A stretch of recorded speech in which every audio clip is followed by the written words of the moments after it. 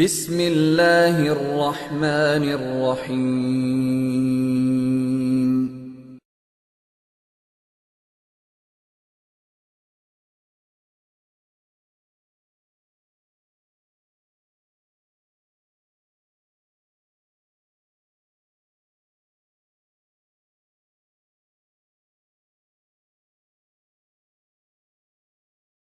الحمد لله وحده لا شريك له والصلاة والسلام على من لا نبي بعده أما بعد فأعوذ بالله من الشيطان الرجيم بسم الله الرحمن الرحيم اليوم أكملت لكم دينكم اللهم صل على محمد وعلى آل محمد كما صليت على إبراهيم وعلى آل إبراهيم إنك حميد مجيد اللهم بارك على محمد وعلى آل محمد كما باركت على إبراهيم وعلى آل إبراهيم إنك حميد مجيد۔ میرے نہایت واجب الاحترام بزرگوں، مسلک اہل سنت والجماعت سے تعلق رکھنے والے وجود نوجوان دوستوں اور بھائیوں، حضرت آدم سے لے کے حضرت عیسیٰ علی نبینا و علیہ السلام تک جس قدر انبیاء آئے، ہم نے تمام انبیاء کو مانا، لیکن کلمہ خاتم الانبیاء محمد عربی صلی اللہ علیہ وسلم کا پڑھا۔ حضرت رسول اللہ پر نازل ہونے والے قرآن سے قبل تورات نازل ہوئی، ہم نے مانا، انجیل نازل ہوئی، ہم نے مانا، زبور نازل ہوئی، ہم نے مانا، مگر ہم نے قرآن کریم کو زندگی کا دستور بنایا۔ ہم سے یہود نے پوچھا انجیل موجود، ہم سے یہود نے پوچھا تورات موجود تھی، تم عمل کیوں نہیں کرتے؟ ہم سے نصارہ نے پوچھا انجیل موجود تھی، تم عمل کیوں نہیں کرتے؟ ہم نے انصارہ اور یہود کو ایک جواب دیا کہ ہم قیامت تک کے لیے آخری نبی کی امت بن کر آئے ہیں، ہمارے نبی آخری تھے، حضرت موسیٰ نبی تھے، ہم نے مانا، عیسیٰ نبی تھے، ہم نے مانا، ہمیں ایسی کتاب چاہیے تھی ہمیں قیامت تک آنے والے تمام مسائل کا حل دیتی۔ ہم نے تورات کو کھولا، اس میں سارے مسئلے موجود نہیں تھے۔ ہم نے انجیل کو کھولا، اس میں سارے مسئلے موجود نہیں تھے۔ ہم نے قرآن کو کھولا، اس میں سارے مسئلے موجود تھے۔ ہم نے اس لیے قرآن کو مانا کہ تورات ہمارے وقت کے اعتبار سے ناقص نامکمل کتاب ہے، انجیل اس دور کے اعتبار سے نامکمل کتاب ہے۔ ہم نے جب یہود اور نصارہ کو یہ جواب دیا ہم تورات اور انجیل پہ اس لیے عمل نہیں کرتے کہ نامکمل کتاب ہے، ہم سے یہودی نے کہا اگر اس لیے تورات نامکمل ہے، سارے مسئلے تورات میں موجود نہیں ہے، آؤ میں تمہیں بتاتا ہوں تمہارے قرآن میں کتنے مسئلے موجود نہیں ہے۔ عیسائی نے فوراً کہا اگر تم نے انجیل کو اس لیے نہیں مانا انجیل نامکمل کتاب ہے، آئیے پھر میں تمہیں قرآن کریم میں دکھاتا ہوں کتنے مسئلے قرآن میں موجود نہیں ہے۔ میں نے پوچھا وہ کون سا مسئلہ جو قرآن میں موجود نہیں تھا؟ یہودی نے کہا ارے یہ ٹیلی فونک کا دور ہے، اگر لڑکا پاکستان میں لڑکی بیرون ملک امریکہ میں موجود ہے، ٹیلی فونک اگر نکاح ہو یہ ہو جائے گا یا نہیں ہوگا؟ مجھے مسئلہ قرآن سے پیش کر دے۔ اس نے فوراً کہا اگر ایک آدمی کا خون دوسرے کو دے دے انتقال خون جائز ہے، مجھے قرآن سے ثابت کر دے۔ میں نے یہودی اور عیسائی سے کہا ارے یہ مسئلہ قرآن میں موجود تو نہیں ہے۔ وہ فوراً کہنے لگا تم نے تورات کو اس لیے نہیں مانا یہ نامکمل کتاب ہے، تم نے انجیل کو اس لیے قبول آج نہیں کیا یہ نامکمل کتاب ہے۔ پھر اگر میں یہ بات کہہ دوں قرآن بھی نامکمل کتاب ہے تم قرآن کو بھی چھوڑ دو؟ میں نے کہا نہیں نہیں، تورات انجیل اور قرآن میں ایک فرق ہے۔ ارے تورات انجیل قرآن میں فرق ہے، فرق یہ ہے تورات کا متن موجود ہے، تورات کی شرح موجود نہیں ہے، انجیل کا متن موجود ہے، انجیل کی شرح موجود نہیں ہے، مگر قرآن جو کتاب رب نے ہمیں دی ہے اس کتاب اللہ کا متن بھی موجود ہے، احادیث پیغمبر شرح بھی موجود ہے۔ کوئی مسئلہ میں قرآن کے متن سے لے لوں گا، کوئی مسئلہ پیغمبر کی بیان کردہ حدیث قرآن کی شرح سے لے لوں گا۔ وہ فوراً کہنے لگا اگر میں قرآن کی شرح حدیث میں تمہیں سے مسئلہ پوچھو تمہیں بہت سے مسئلے حدیث میں نہیں ملیں گے، پھر تم مجھے جواب کیا دو گے؟ میں نے کہا ہاں کتاب تب بھی مکمل ہے۔ اس نے پوچھا کیسے؟ میں نے کہا کبھی مسئلہ میں قرآن سے دوں گا جو متن ہے، کبھی مسئلہ حدیث سے پڑھوں گا جو شرح ہے، تو نہ مکمل تو نہ بنی۔ کہتے ہیں وجہ؟ میں نے کہا توجہ رکھنا، قرآن نے دو چیزیں دی ہیں، پیغمبر کی حدیث نے دو چیزیں دی ہیں۔ ارے ایک چیز کا نام اصول ہے، ایک چیز کا نام فروع ہے، ایک چیز کا نام دلائل ہے، ایک چیز کا نام مسائل ہے، ایک کا نام کلیات ہے، ایک کا نام جزیات ہے۔ میں نے جب قرآن کو کھول کے دیکھا مجھے قرآن نے اصول دیا، اگر تمہیں مسئلہ پیش آ جائے قرآن کو کھول لینا۔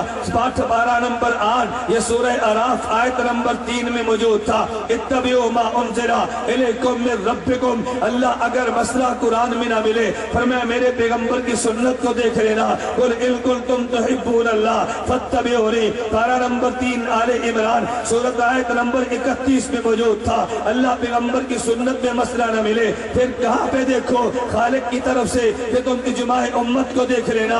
12 نمبر 5 سورۃ النساء آیت نمبر 115 میں اعلان کیا وَمَن يُشَاقِقِ الرَّسُولَ مِن بَعْدِ مَا تَبَيَّنَ لَهُ الْهُدَىٰ وَيَتَّبِعْ غَيْرَ سَبِيلِ الْمُؤْمِنِينَ۔ اللہ اگر اجماع میں نہ ملے پھر کہاں سے تلاش کرو؟ فرمایا اجتہاد اور قیاس کو دیکھ لینا۔ 12 نمبر 21 سورہ لقمان آیت نمبر 15 وَاتَّبِعْ سَبِيلَ مَنْ أَنَابَ إِلَيَّ۔ تمہیں رب نے مجھے درس دے دیا، اگر تمہیں مسئلہ پیش آ جائے کبھی کتاب اللہ کو کھول لینا، اگر مسئلہ پیش آ جائے کبھی سنت رسول اللہ کو دیکھ لینا، اگر مسئلہ پیش آ جائے اجماع امت کو دیکھ لینا، اگر مسئلہ پیش آ جائے مجتہد کے اجتہاد کو دیکھ لینا۔ اور جو مسئلہ قرآن نے بیان کیا یہی مسئلہ قرآن کی شرح نے بیان کیا۔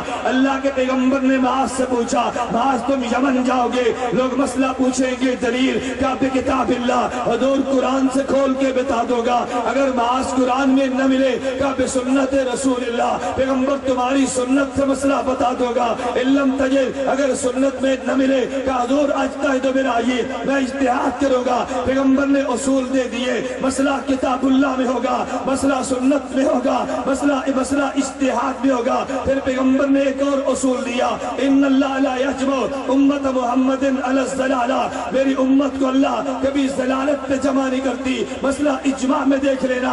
پھر تحفظ سنت میں شریک ہونے والے سنی نوجوانوں میں تمہیں یہ بات کہنا چاہتا ہوں، میں نے یہودی سے کہہ دیا ارے میرے قرآن نے اصول 4 دیے ہیں، ایک کا نام کتاب اللہ، ایک کا نام سنت ہے، ایک کا نام اجماع ہے، ایک کا نام اجتہاد ہے۔ قرآن کی شرح میں میرے پیغمبر نے 4 اصول دیے ہیں، ایک کا نام کتاب اللہ ہے، ایک کا نام سنت ہے، ایک کا نام اجماع ہے، ایک کا نام اجتہاد ہے۔ میں نے 4 اصولوں کو دیکھا، ارے یہودی میرا چیلنج ہے ایک مسئلہ پیش کر دے جو قرآن کے اصولوں سے حل نہ ہو، ارے ایک مسئلہ پیش کر دے جو سنت کے اصولوں سے حل نہ ہو۔ پھر مجھے یہودی نے پوچھا ارے تم بتاؤ اگر سارے مسئلے کتاب اللہ کے اصول سے نکلے ہیں مجھے نکالے والے کا نام بتا دو، ارے یہ مسئلے کہاں پہ ملیں گے؟ میں نے یہودی سے کہا اگر تجھے نکالنے والے کا نام چاہیے امام اعظم نعمان بن ثابت ابو حنیفہ ہے، اگر تجھے نام چاہیے تو مالک بن انس ہے، اگر تجھے نام چاہیے محمد بن ادریس شافی ہے، اگر تجھے نام چاہیے امام احمد بن محمد بن احمد ہے حنبل ہے، اگر تجھے کتاب چاہیے جہاں پہ سارے مسئلے موجود ہو کتاب کا نام ہدایہ ہے، اگر تجھے مسئلہ چاہیے کتاب کا نام در مختار ہے، اگر تجھے مسئلہ چاہیے کتاب کا نام کنز الدقائق ہے، اگر تجھے مسئلہ چاہیے کتاب کا نام قدوری ہے، اگر تجھے مسئلہ چاہیے کتاب کا نام بہشتی زیور ہے۔ یہودی نے اعتراض کیا تھا کہ قرآن نامکمل ہے، میں نے کہا مکمل ہے، اس نے کہا جواب دو، میں نے کہا ہدایہ، اس نے کہا جواب دو، میں نے کہا قدوری، اس نے کہا جواب دو، میں نے کہا بہشتی زیور ہے۔ ارے دوسرے لفظوں میں کہنا چاہتا ہوں سنیو یہ دلائل سے نشین کر لو، دشمن الٹا لٹک جائے گا، تیری دلیل کا جواب نہیں دے سکتا، یہ تیری دلیل ریت پہ خدا کی قسم ریت کی دیوار پہ پار نہیں ہے، ارے یہ جبل عہد کی طرح تیرے مضبوط دلائل ہیں، اللہ کرے ان دلائل کو سینے سے تو تھام لے۔ میں نے پوری بحث کے بعد صرف ایک بات کہنی ہے، اس ایک بات کے لیے میں نے 15 منٹ کی تمہید مانگنی ہے، توجہ رکھنا۔ اس نے کہا تھا کتاب نامکمل ہے، میں نے کہا مکمل کیوں، میرے پاس اصول موجود ہے۔ اچھا پھر تم سے میں پوچھتا ہوں، ارے مسئلہ قرآن میں تھا نکل آیا، مسئلہ سنت میں تھا نکل آیا، اجماع میں تھا مسئلہ نکل آیا، اجتہاد میں تھا مسئلہ نکل آیا، مجھے تم بتاؤ اگر مسئلہ قرآن سے نکلا ہے تو یہ بھی کتاب اللہ کا ہوگا، اگر مسئلہ سنت سے نکلا ہے کتاب اللہ کا ہوگا، اگر اجماع امت حل ہوا ہے تو کتاب اللہ کا ہوگا، اگر اجتہاد سے حل ہوا تو مسئلہ کتاب اللہ کا ہے۔ پھر مجھے یہ بات کہنے دے، اگر تجھ سے کوئی پوچھے ارے تو نے قرآن کو چھوڑ کے فقہ کو مانا ہے، تو نے سنت کو چھوڑ کے فقہ کو مانا ہے، اس کے منہ پہ ترکی بترکی جواب دے دے، کہہ دے تو جاہل تھا، تجھے فقہ کا مانا نہیں آیا، اگر فقہ کا مانا جانتا اعتراض نہ کرتا، اگر فقہ کا مانا جانتا ابو حنیفہ پہ اعتراض نہ کرتا۔ ارے وجہ اگر تجھ سے کو پوچھے فقہ کسے کہتے ہیں، آسان لفظوں میں جواب دے دے، کتاب اللہ، سنت رسول اللہ، اجماع امت اور قیاس سے ثابت شدہ مسئلے کا نام فقہ۔ کتاب اللہ، سب بولیے کتاب اللہ، بولیے کتاب اللہ، سنت رسول اللہ، اجماع امت اور اجتہاد سے ثابت شدہ مسئلے کا نام، توجہ رکھنا، ثابت شدہ مسئلے کا نام۔ یہودی نے اعتراض کیا تیرا قرآن نامکمل ہے، تیرے پاس مسئلے موجود نہیں ہے، میں نے جواب میں فقہ دے کے یہودیت کے اعتراض کا جواب دیا تھا۔ آج کبھی تم نے غور کیا جو تیری فقہ کو نہیں مانتا، خدا کی قسم وہ قرآن کی خدمت نہیں کرتا، قرآن کے نام پہ جھوٹ بولتا ہے۔ جس نے فقہ کا انکار کیا حدیث پیغمبر کی خدمت نہیں کرتا، حدیث کے نام پہ پیغمبر کی حدیث پہ جھوٹ بولتا ہے۔ ارے فقہ یہودیت کے اعتراض کا جواب تھا، ارے فقہ عیسائیت کے اعتراض کا جواب تھا۔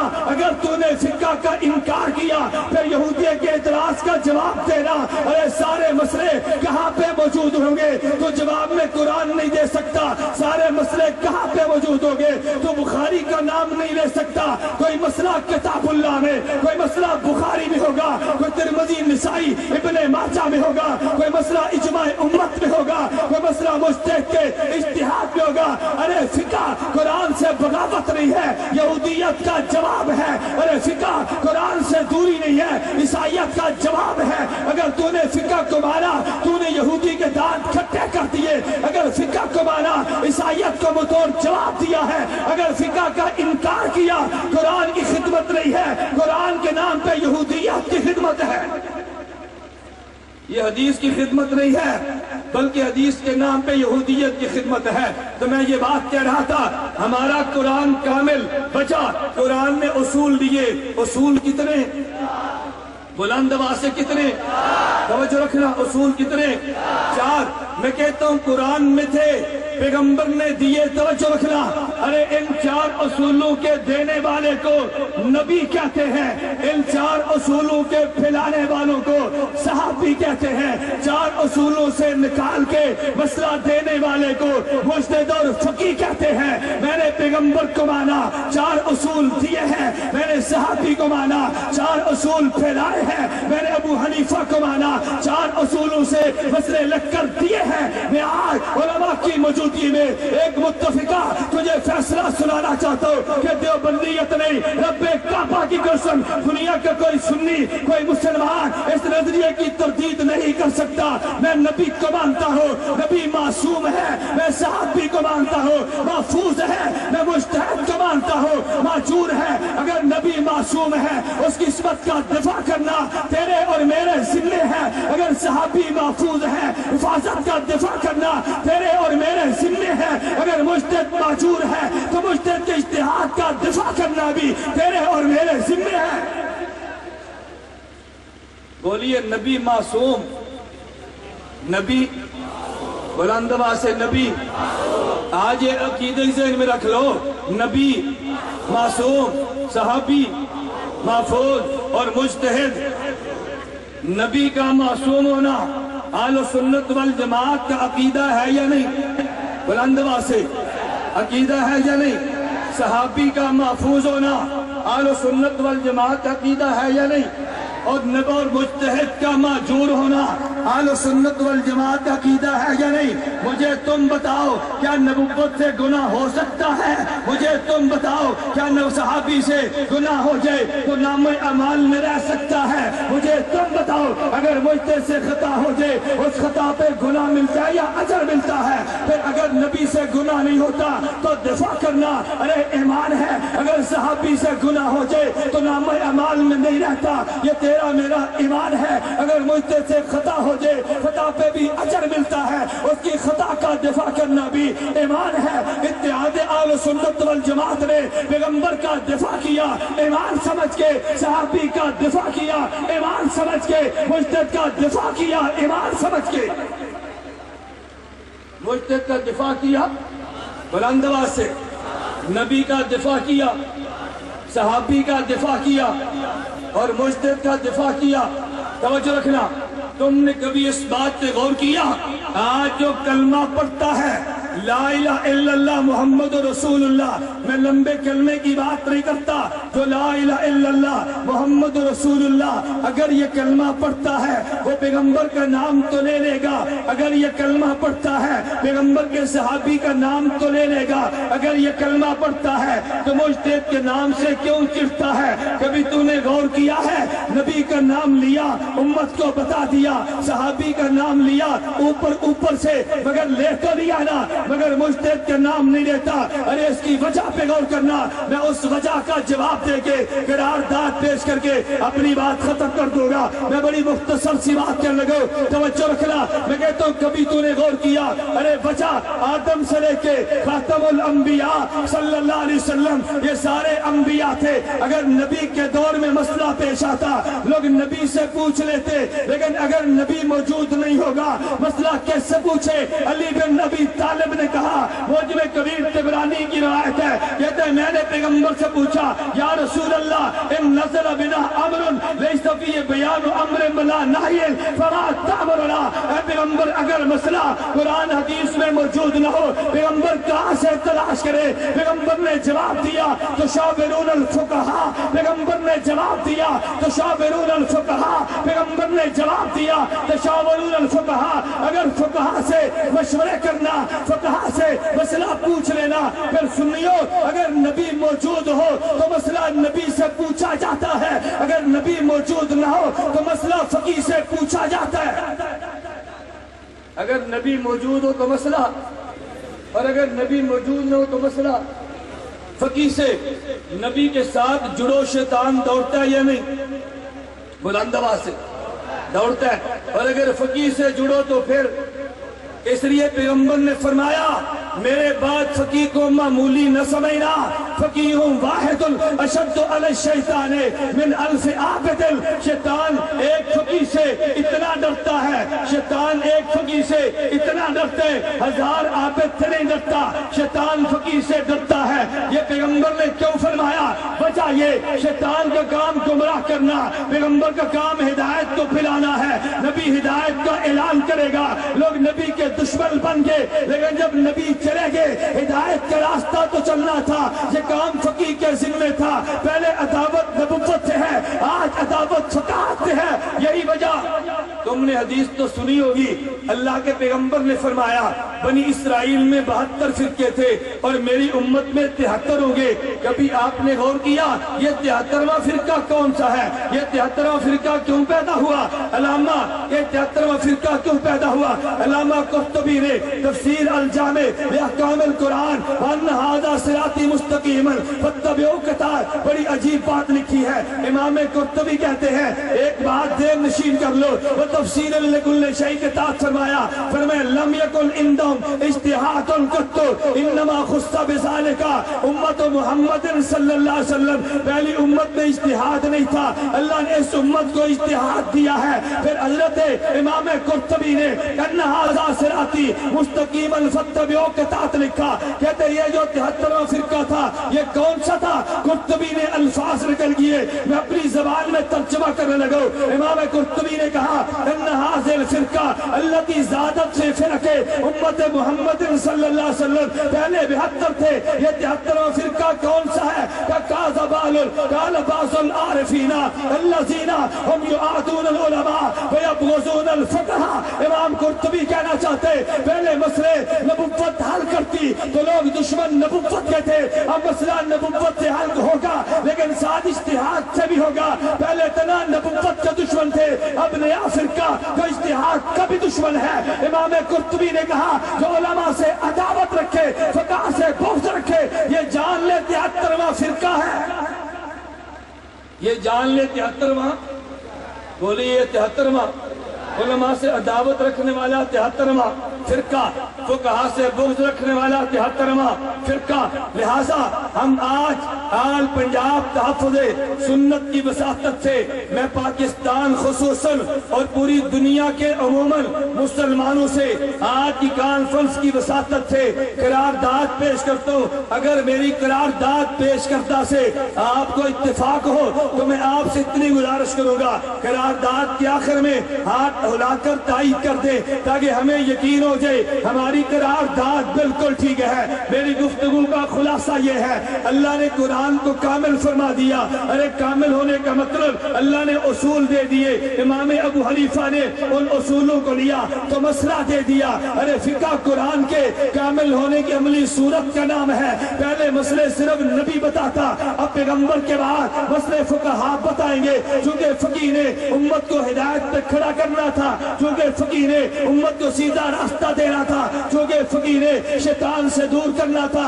आज दुनिया में उन फुकहा से दूर करने वाले लोग दुनिया में मौजूद हैं। इसलिए सुनियो, मैं कहता हूँ कुरान का तहफ़्फ़ुज़ भी जरूरी है, करने वाले मुसलमान मौजूद हैं। पैगंबर की सुन्नत का तहफ़्फ़ुज़ भी जरूरी है, करने वाले मुसलमान मौजूद हैं। लेकिन फिका का तहफ़्फ़ुज़ करना भी जरूरी है। फिका का तहफ़्फ़ुज़ करना भी, बुलंद आवाज़ से फिका का तहफ़्फ़ुज़ करना चाहिए कि नहीं भाई? बुलंद आवाज़ से करना चाहिए कि नहीं? पहले नबी का तहफ़्फ़ुज़ किया उलमा देवबंद ने, सहाबी का तहफ़्फ़ुज़ किया उलमा देवबंद ने, इमाम आज़म अबू हनीफा का तहफ़्फ़ुज़ कौन करेंगे? कौन करेंगे? ये हमारे जिम्मे है ना। हम इंशाअल्लाह उलमा देवबंद इमाम अबू हनीफा का तहफ़्फ़ुज़ भी करेंगे इंशाअल्लाह। अल्लाह ने तौफीक दी तो डर कर नहीं, हम जुर्रत के साथ करेंगे इंशाअल्लाह, घबरा कर नहीं, दलाइल के साथ करेंगे। इमाम अबू हनीफा की फ़क़ाहत का चरका इंशाअल्लाह डंके की चोट पे होगा इंशाअल्लाह। इमाम साहब की फ़क़ाहत को चौक और चौराहे पर बयान किया जाएगा। इमाम अबू हनीफा अल्लाह उनकी कब्र पे करोड़ों रहमतें नाज़िल फरमा। आज आल पंजाब तहफ़्फ़ुज़े सुन्नत कॉन्फ्रेंस की विसातत से मैं मुख्तलिफ करारदादें जमात की तरफ से पेश कर रहा हूँ। नंबर 1, फिक़्ह और फुक़हा की अज़मत बताने के लिए अमूमी व खुसूसी प्रोग्राम्स मुनक्किद किए जाएंगे।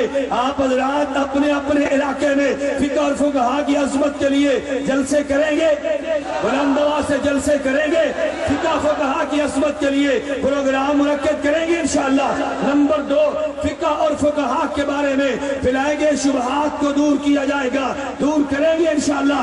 अगर कोई शुबहा पेश करे उसको तू दूर कर दे, अगर तुझसे हल नहीं होता इत्तिहाद से राब्ता कर दे, इत्तिहाद के मुनासिब दूर करेंगे इंशाअल्लाह। फिक़हा और फुक़हा से बुग़्ज़ व इनाद रखने वाले अफराद की हौसला शिकनी करना करेंगे इंशाअल्लाह।